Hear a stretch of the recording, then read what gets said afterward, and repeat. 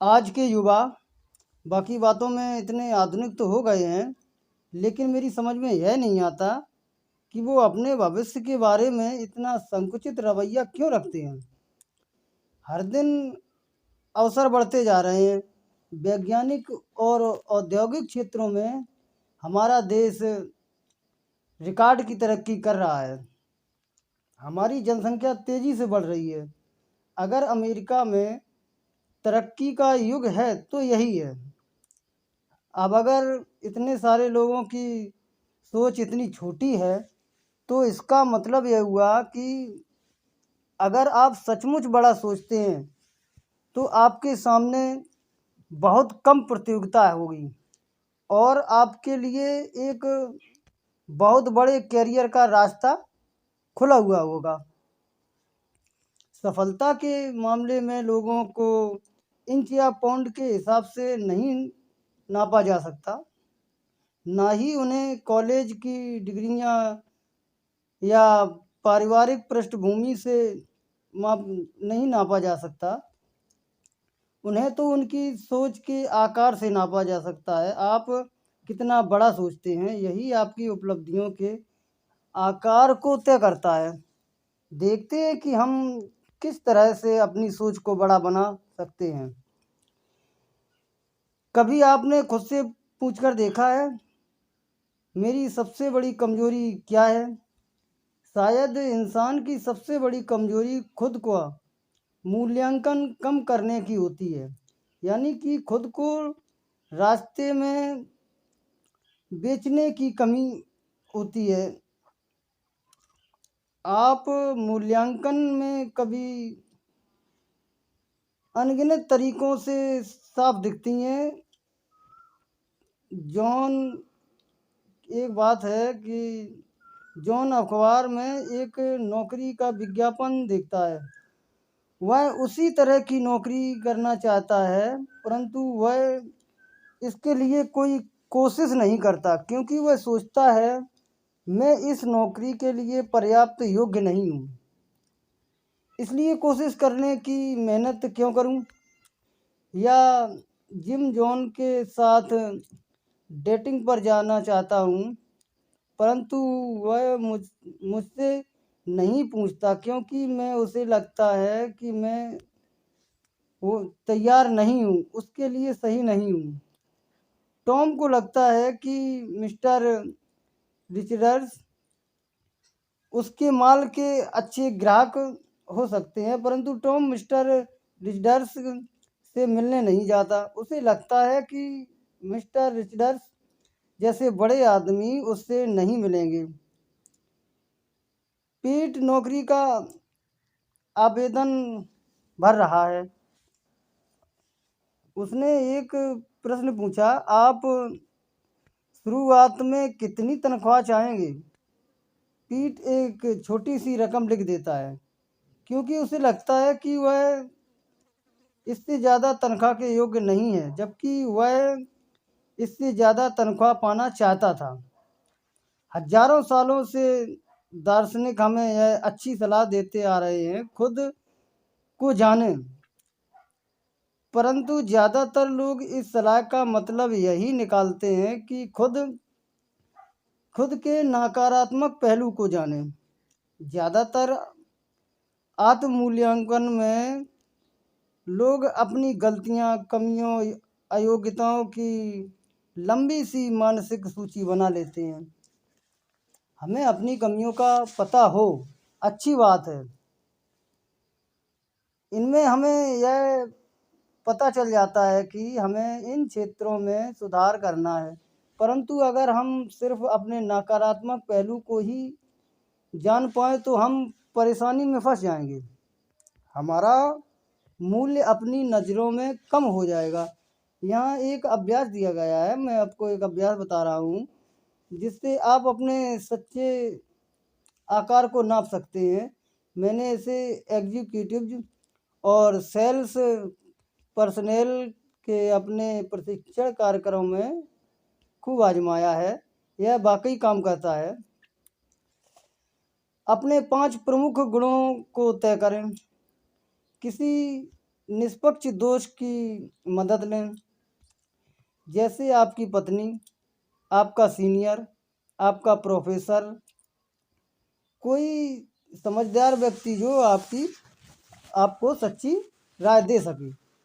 गुणों के उदाहरण है के तौर पे बताता हूँ। शिक्षा, अनुभव, तकनीकी योग्यता, हुलिया, संतुष्टि, घरेलू जीवन, रवैया, व्यक्तिगत लीडरशिप की जो योग्यता है, ऐसे मामलों में आप सलाह ले सकते हैं। और हर गुण के सामने अपने उन 3 परिचित व्यक्तियों के नाम लिख लें जो बेहद सफल हैं, परंतु उनमें यह गुण इतनी मात्रा में नहीं है जितनी मात्रा में यह गुण आप में है।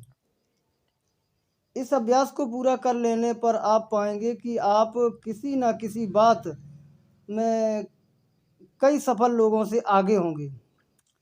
ईमानदारी से आप एक ही निष्कर्ष पर पहुंच सकते हैं कि आप जितना सोचते हैं आप उससे बड़े हैं। इसलिए आप अपनी सोच को अपने असली आकार के हिसाब से बना लें। उतना ही बड़ा सोचें जितने बड़े आप हैं, और कभी खुद को रास्ते में ना बेचें, यानी सस्ते में ना बेचें। किसी को भी अपने आप को न बेचें। जो व्यक्ति अचल शब्द के लिए दुर्भेद शब्द का प्रयोग करता है या बचत की जगह मितव्यता शब्द का प्रयोग करता है,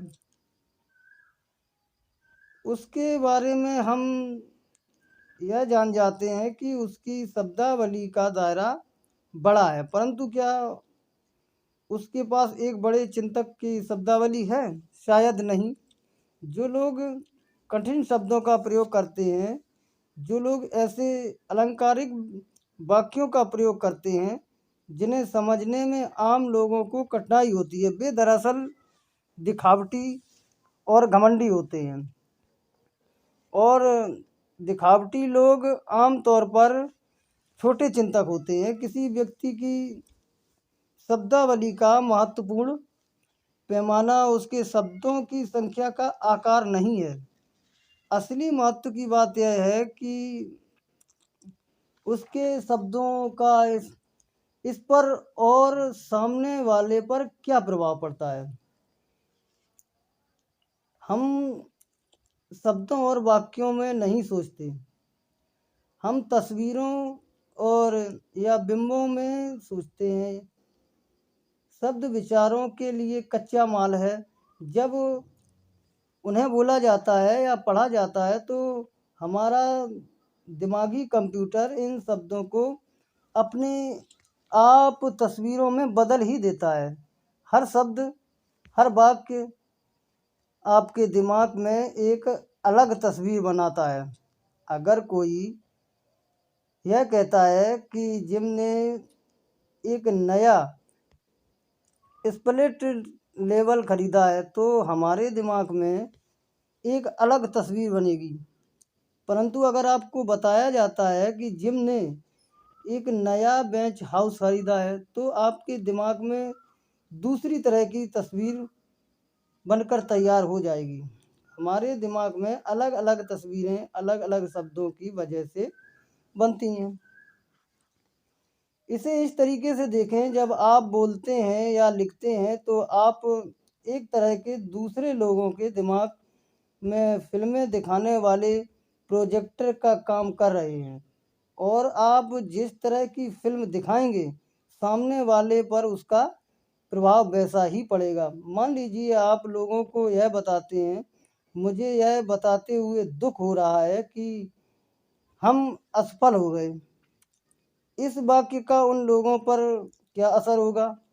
वे लोग इन शब्दों में हार और निराशा और दुख के चित्र देखेंगे जो असफल शब्दों में छुपे हुए हैं। इसके बजाय अगर आप कहते हैं यह रहा एक नया उपाय,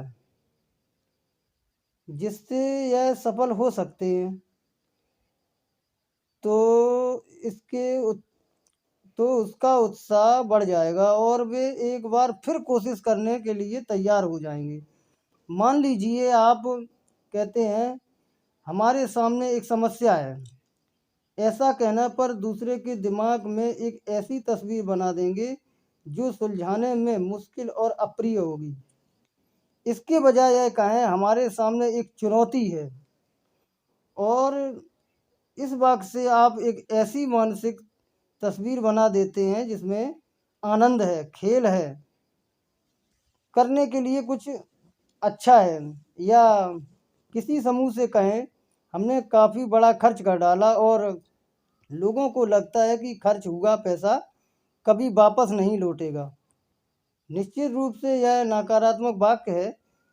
इसके बजाय यह कहें हमने काफ़ी बड़ा निवेश किया है, और लोग एक ऐसी तस्वीर बना लेंगे जिसमें बाद में लाभ लौटता हुआ दिखता है, और यह एक बहुत दुखद दृश्य है।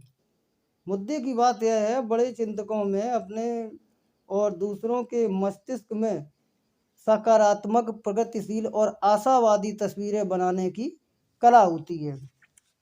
बड़ी सोच के लिए हमें ऐसे शब्दों और वाक्यों का प्रयोग करना चाहिए जो बड़े सकारात्मक मानसिक चित्र प्रदान कर सकें।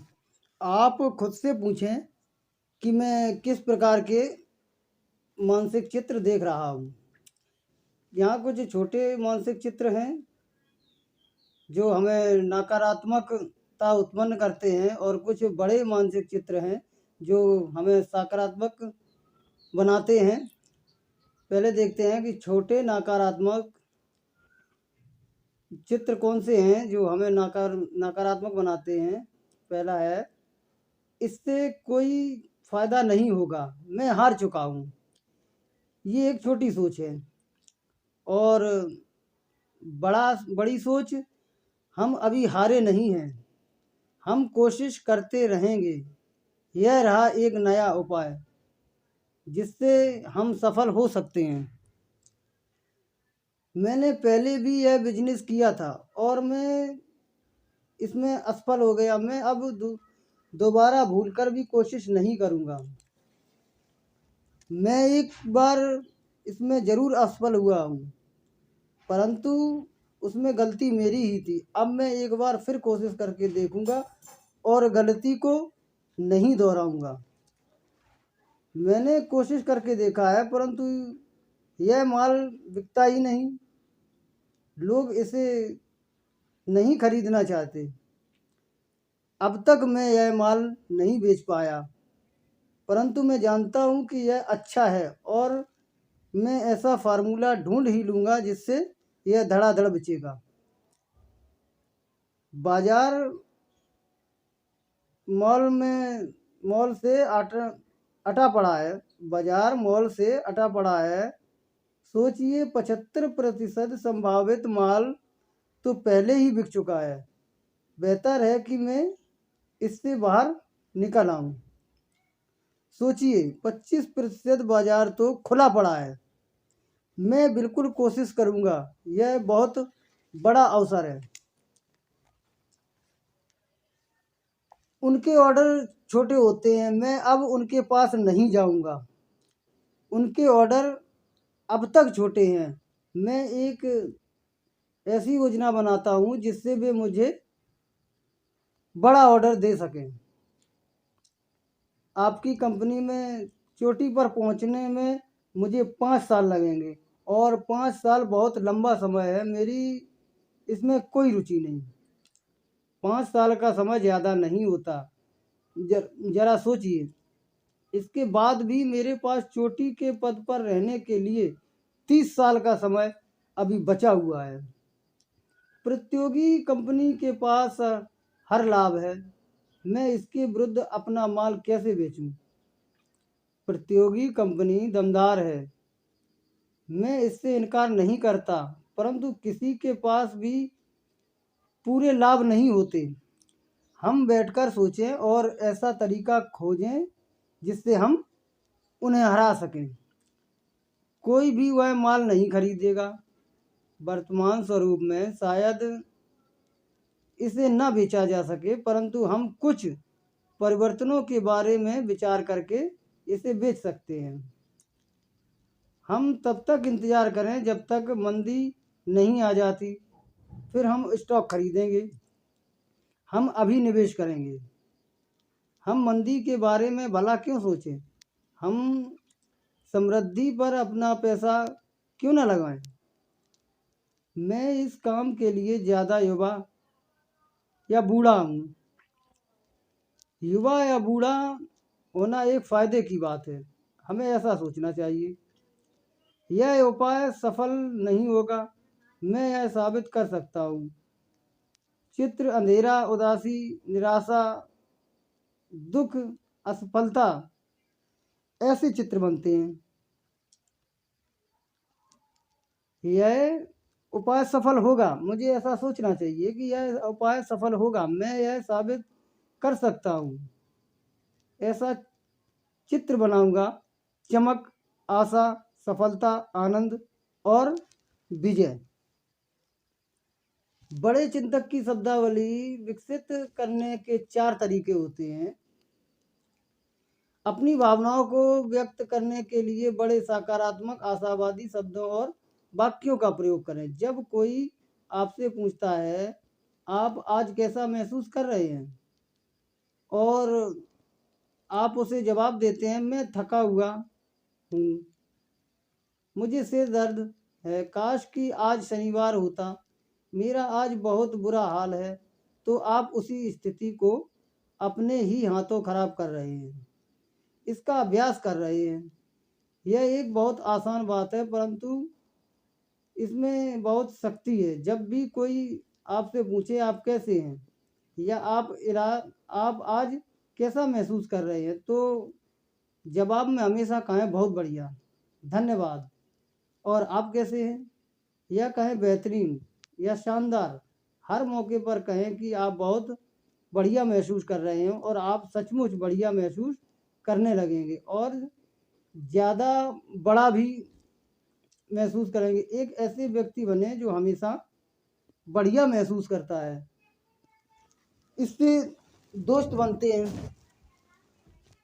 दूसरे लोगों का वर्णन करते समय चमकीले, खुशनुमा, सकारात्मक शब्दों और वाक्यों का प्रयोग करें।